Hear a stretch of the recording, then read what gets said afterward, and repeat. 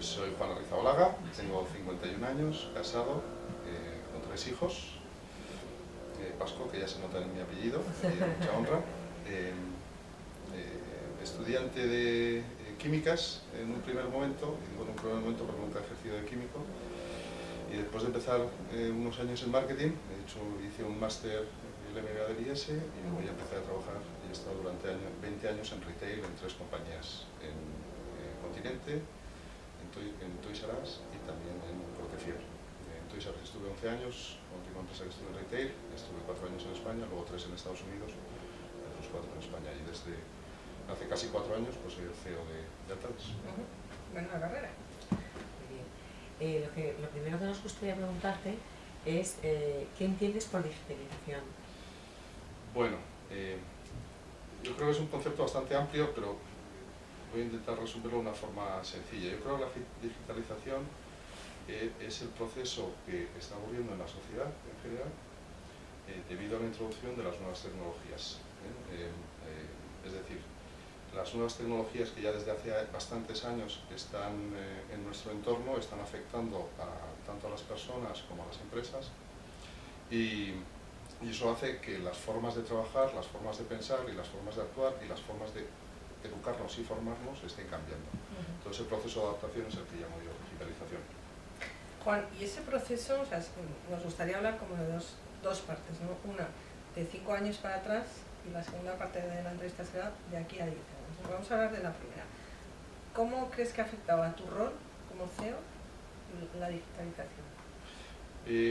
Pues yo creo que es lo más importante, ¿no? Porque si alguien se lo tiene que creer en todos los procesos de digitalización, es el primer ejecutivo, sin ninguna duda. Porque si desde la dirección de las empresas no se asume que esto está transformándonos y nos va a transformar todavía a una velocidad mayor, pues las compañías y las personas no vamos a cambiar, ¿no? Bueno, yo hace ya unos años, en el intento de adaptarme a este proceso, pues lo que entendí, pues como me pasó de joven cuando estudié químicas y estaba en una empresa, que dije, oye, estoy un poco desfasado, creo que tengo que adaptarme un poco al entorno empresarial, y hice un MBA. Pues lo que hice es un máster rápido, un máster ejecutivo en digital. Y en el año 2000, si no me equivoco, en el 2012, estuve en el ISDI, Instituto Superior de Desarrollo Digital, y estuve en el ISDI y hice un máster ejecutivo allí para intentar acelerar un poco este proceso de conocimiento de este entorno y cómo nos iba a afectar a las empresas, ¿no? Yo creo que eso fue muy positivo. Me puso un poco, como dicen los americanos, speed up, me puse un poco en la onda y acelerando un poquito los conocimientos un poquito globales, y me ha hecho tener un mindset o un pensamiento mucho más adaptado y mucho más adecuado para el entorno que estamos. De hecho, Paola y yo nos conocimos haciendo un programa parecido. Sí, no, en la competencia. En la competencia. El de Bali. Pero nos ha gustado mucho. Mucho. Y es uno de los motivos que nos ha traído aquí. Eso es. Pues a de Bali, también en este proceso de adaptación rápido, aunque Beatriz, mi esposa, ya está bastante metida en el mundo digital, va a hacer ahora otra inversión en de Bali, que empieza en el mes de febrero. ¿Será la que hemos hecho nosotros? Le va a encantar. Un proceso, y lo empieza, si no me equivoco, a finales de febrero. Sí, era como nosotros también. Agatha, en estos últimos 5 años, un poco que lo ha dicho bien Marta, en los puestos de trabajo que tú, cuando llegaste, que había, se han convertido en otros, se han amortizado porque ya no, ese tipo de posiciones ya no existen, o en puestos que tú crees que tienden un poco a transformarse en otro tipo de desempeños. ¿Nos puedes comentar un poco en Altadis en concreto esto, dónde ha ocurrido, en qué áreas? Pues en marketing, en recursos humanos, un poco así. Sí, lo digo en Altadis y voy a hacer también un poco un añadido al anterior que estuve. Perfecto, nos viene muy bien. Sí. En Toys R Us fue un proceso mucho más directo, porque hay que diferenciar claramente el entorno en el que estás. Y en una empresa de retail pues tiene unos impactos muy claros, y en una empresa de tabaco como la nuestra, en la que está muy regulada, pues tiene unos impactos muy diferentes. En retail muy claro, porque el consumidor, nuestros clientes eran los consumidores, en Toys R Us eran los consumidores, entonces los clientes, el proceso de adaptación digital han ido de una forma exponencial y muchísimo más rápida que los clientes tradicionales. O sea, el B2C es mucho más rápido que el B2B.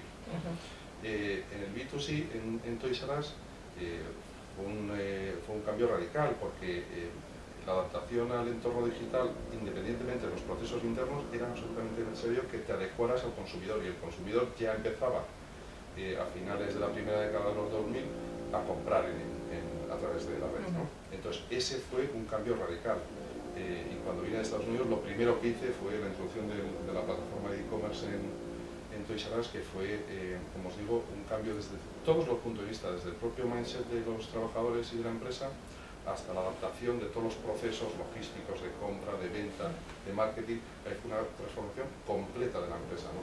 Y de hecho, en 3 años pues, pasamos de vender nada a vender el 5% de nuestras ventas en digital, ¿no? Y ahora ya están, si no me equivoco, casi en torno al 10%. Por lo cual, esa transformación de una empresa muy orientada al consumidor final pues es mucho más impactante.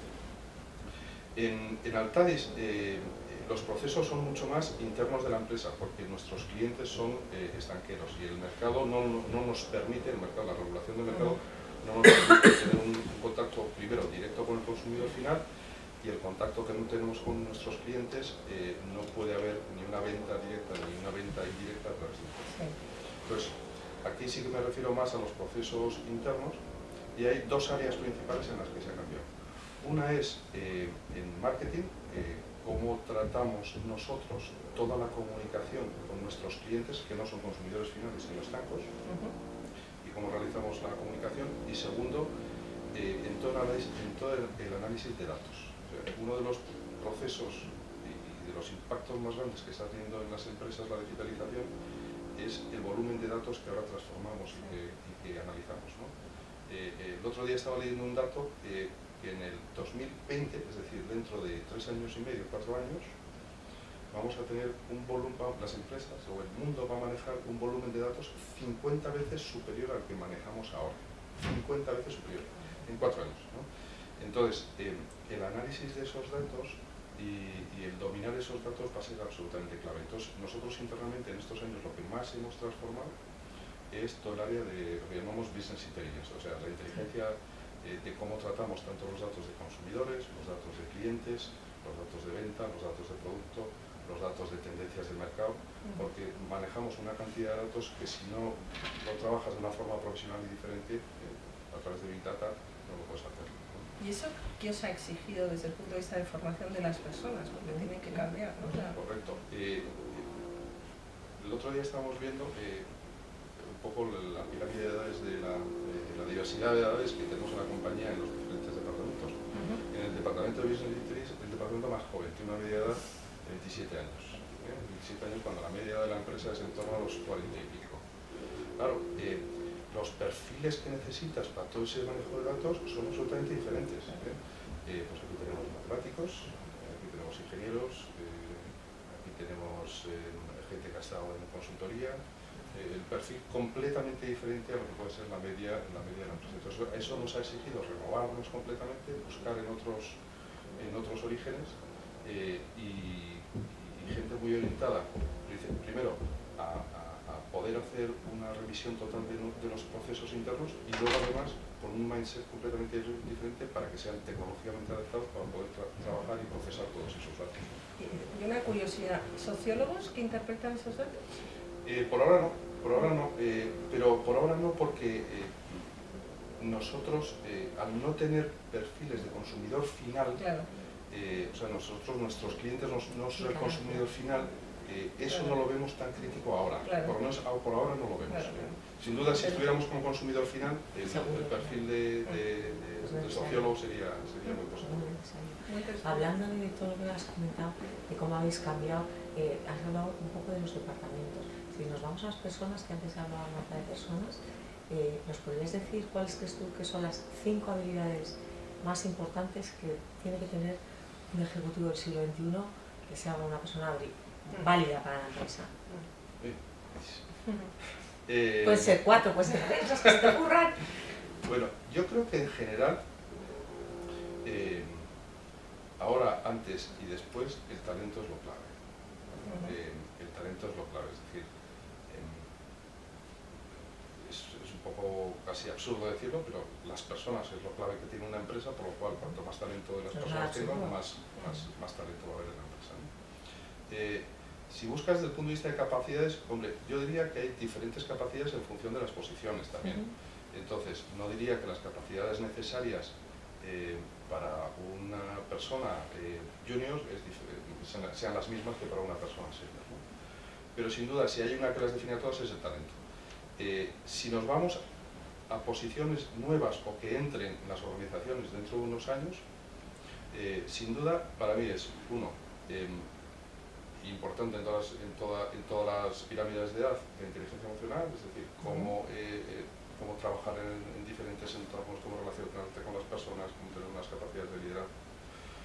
Segundo, unas capacidades analíticas muy altas, y esas capacidades analíticas pueden ser capacidades analíticas matemáticas, por una parte, o de personas o sociales, como decíais antes, de otra, ¿no? Por decir, las capacidades de análisis pueden ser desde el punto de vista sociológico o desde el punto de vista matemático. Tercero, con una inteligencia real. Es decir, para mí, una cosa importante es que la gente sea con una inteligencia elevada. ¿Por qué? Porque nuestro entorno va a ser tan cambiante que la gente que se incorpore en los próximos años va a tener que adaptarse de una forma mucho más rápida y constante que lo que hemos tenido nosotros. Los cambios que van a producirse en el futuro, yo creo que van a ir a mucha más velocidad de lo que nosotros hemos visto, ¿no? Y ese es el ejemplo claro de, pues, el teléfono se inventó hace 100 años y el siguiente cambio tecnológico fue la televisión, que fue 50 años después. Entonces, la velocidad va a ir mucho más rápido en el futuro que en el pasado, ¿no? Entonces, yo la resumiría así a buena pluma en esas, ¿no? Muy bien. Paula y yo, cuando empezamos a hablar del libro, todo esto surge porque nos preocupaba pues el axioma que hay un poco, ¿no? Decir, bueno, entra la digitalización y afecta de pleno a la empleabilidad. Pues no sé si es una creencia, en fin, eso es lo que hay en el mercado. ¿Qué piensas tú al respecto? Bueno, no es una creencia para nada, es una realidad. Es una realidad. En España, más o menos los 4 millones de desempleados que tenemos ahora, está estimado que entre 1 millón y 2 millones van a ser una bolsa de paro absolutamente casi permanente si no se reciclan. Es decir, entre 1 y 2 millones de personas no se van a volver a emplear porque no tienen capacidades para poder entrar en el mercado, ¿no? Como decía antes, la sociedad y las empresas estamos cambiando tanto que como las personas no nos reciclemos, todos, los que estamos ahora trabajando y los que no están trabajando, no nos reciclemos y no nos adaptemos a los entornos que están, a los cambios necesarios por el entorno necesario que va a surgir por los cambios tecnológicos, vamos a tener grandes problemas. Empezando por los primeros ejecutivos, los primeros somos nosotros, pero también las personas que están ahora en paro. Y eso nos va a exigir como sociedad unos cambios muy profundos en la forma de educar a los hijos y a la forma que está estructurada pues, el sistema educativo. Por la secundaria como por la universidad. Creo que la sociedad, y en concreto la española, no está avanzando a la suficiente velocidad para adaptarse a un entorno, ¿no? Esta sociedad va a exigir mucho más, la sociedad tanto del conocimiento como de la educación, va a exigir mucho más poder reflexionar sobre cosas versus ver los resultados. Sí. Y en España en concreto siempre hemos premiado mucho los logros y no la reflexión, mientras que otros sistemas educativos se están más basados en la reflexión que en el logro. Entonces, son dos cosas.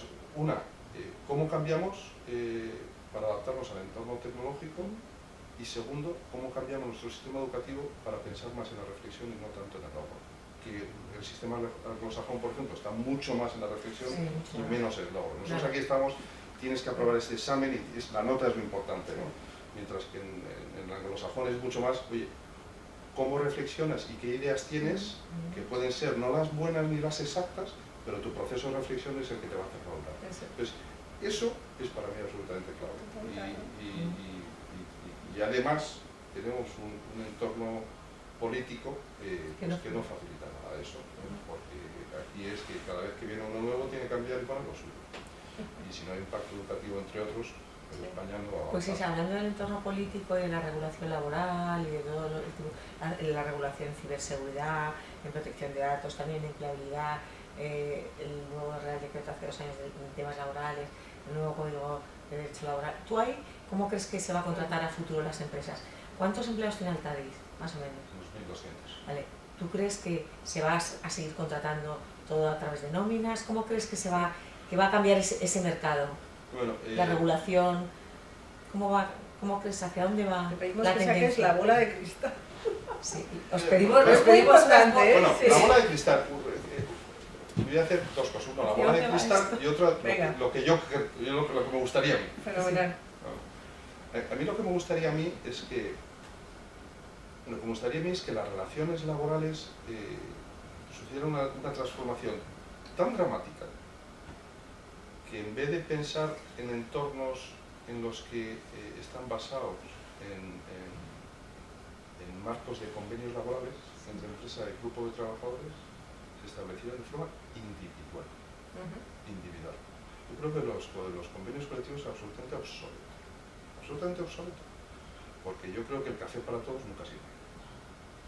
Entonces deberíamos ir a unos convenios, entre comillas, que fueran individuales entre empresa y empleado, de forma que se maximicen todas las oportunidades para la empresa, pero también para el empleado, y se establezcan unos vínculos profesionales que sean los óptimos para esa relación, y que un empleado pueda estar trabajando desde su casa, que pueda ser en Singapur para una empresa española, o pueda estar trabajando en la oficina con un horario que pueda ser pues, como los que se hacen.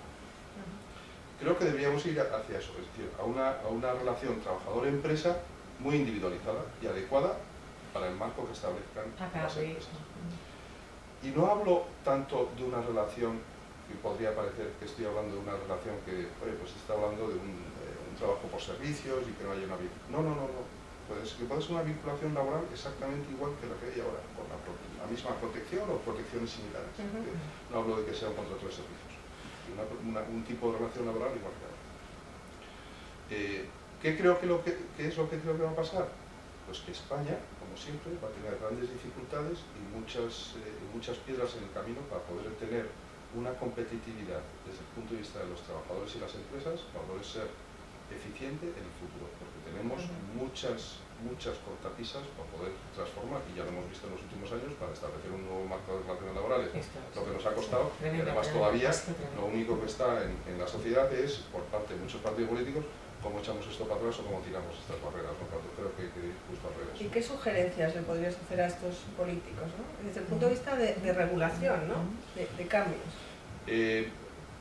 Bueno, no solo son los políticos, en general la sociedad. Yo creo que soy partidario de que los trabajadores deben tener una protección y que no estén desamparados desde el punto de vista laboral y de protección legal, y pasemos ahora a una sociedad en la que no haya absolutamente ninguna regulación o nada que obligue a las empresas a proteger a sus trabajadores. Pero lo que sí les pediría es que miren a su alrededor. Nosotros estamos compitiendo en un mundo cada vez más global. Dentro de 20 años esto no se va a parecer nada a lo que estamos ahora. Y va a haber unas relaciones laborales y un tipo de vínculos entre las empresas fuera de España que si nosotros no nos adaptamos a ello, nos vamos a quedar fuera de juego. Si ya nos hemos quedado un poco fuera del juego, estábamos quedando un poco fuera del juego al final de la primera década de los 2000, si no nos adaptamos y vemos, como decía, qué están haciendo en otros países y sobre todo vayamos a los más avanzados, no solo los que tienen las medidas o las relaciones laborales más estrictas, sino a los que tienen las más flexibles, para poder adaptarnos a ellos y no perder el hilo de la competitividad, porque si no nos vamos a quedar fuera. Eso les pediría, que hagan lo que hacemos las empresas, que miremos fuera y miremos a los que mayores productividades tienen, a los que tienen un entorno laboral razonable y creciente desde el punto de vista de creación de empleo, empleabilidad de sus trabajadores, competitividad de sus empresas, para poder copiar algo, porque si no nos vamos a quedar... Es que es así. Como hablas de copiar, se me ocurre una idea que el otro día Marta me comentó y yo creo que es interesante. ¿Qué publicación te gusta a ti? Lo comentaste el otro día. ¿Qué es lo que tú recomendarías, como de todo este tipo de temas que estás hablando, algún artículo o alguna publicación o algo que hayas leído últimamente que te haya llamado la atención y que pueda ayudar, a todo esto que estás comentando. Publicación. Yo no creo en las Biblias ni en los milagros. Sí. Y creo que la mejor forma de entender qué está pasando en el mundo es leer de muchas fuentes diferentes. Para adaptarnos al entorno digital, lo que más leo son gente que entiende mucho digital y que son muchos, pues que están mucho más avanzados. Y leo muchos artículos. El otro día estaba leyendo un artículo del antiguo director general de Google, de Javier Rodríguez Zapatero, sobre el talento y las obligaciones que va a tener la sociedad de cara a adaptarse a los artículos digitales, en un libro que se llama España 2020, los retos... España 2020, sí. También digo porque he escrito yo también el libro. Ah, sí. Enhorabuena. Te estás publicitando, nos parece muy bien. Muy bien. Nos parece muy bien. Y él escribía un artículo España fantástico. 2020, sí. Escribió un artículo fantástico sobre No los sabía, retos que Juan, tenemos. está bien. Pero vamos, no soy capaz de deciros un libro en el que pero diga... es España 2020. Sí, mira, Claro que sí. también leí otro libro hace poco, de Matthew Sheet, se llama Thinking Out of the Box. Es algo sobre la mentalidad de cómo tenemos... Este es ahora es un conferenciante británico, pero ha sido jugador olímpico de tenis de mesa y tal, y es un libro fantástico de cómo las compañías, cómo las empresas deben adaptarse a este entorno de crecimiento de una forma muy positiva, ¿no? Pero era más un poco no tanto desde el punto de vista tecnológico ni de relaciones laborales, sino más desde el punto de vista personal y cómo afrontar estas cosas, ¿no? Muchas gracias. Bueno, Juan, estamos llegando a la conclusión de la entrevista, pero no nos gustaría irnos sin que añadieras aquello que quizá no te hayamos preguntado y que crees que sería interesante comentar. Pues sí, el otro día también leyendo un artículo veía uno de los grandes gaps que tiene España en este mundo de la digitalización que estamos viviendo. España es en torno a la 13ª o 14ª economía mundial y cuando ves los rankings de digitalización del país somos la 44.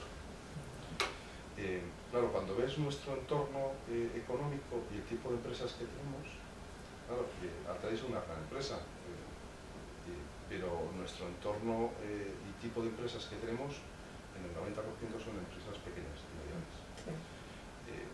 Uno de los grandes retos que tiene la economía de este país y la sociedad es cómo hacemos que este 90% de empresas pequeñas se adapten a este reto tecnológico. Y eso tiene que pasar inexorablemente, además inexorablemente, porque disminuye el número de empresas pequeñas y esto a través de fusiones entre ellas. Es decir, las empresas y los empresarios españoles pequeños piensan más en su negocio como su negocio que en su empresa. Y si quieren mirar un poco a largo plazo, tienen que pensar que para la sostenibilidad de la empresa tienen que hacer dos cosas. Una, inexorablemente crecer, y ese crecimiento se debe dar, como decía antes, por adaptarse a los entornos y tener mayor tamaño para poder afrontar los retos, porque es muy difícil para una empresa pequeña hacer inversiones en tecnología y en contratación a empresas, ¿no? Y segundo, una vez que hayan hecho ese crecimiento, adaptarse al entorno digital. Pero para mí es otro de los mayores retos que tiene España, que tiene una situación de número de empresas elevadísima y un número de empleados muy grande. Sí. Muy interesante. Muy Está bien. genial, ¿verdad? Sí. Muchas gracias. Yo Bueno, no conocía, muy interesante. España 2020, ¿eh? Muchas Muchas gracias. gracias, Juan. Muchas Muchas gracias, gracias a Juan. vosotras.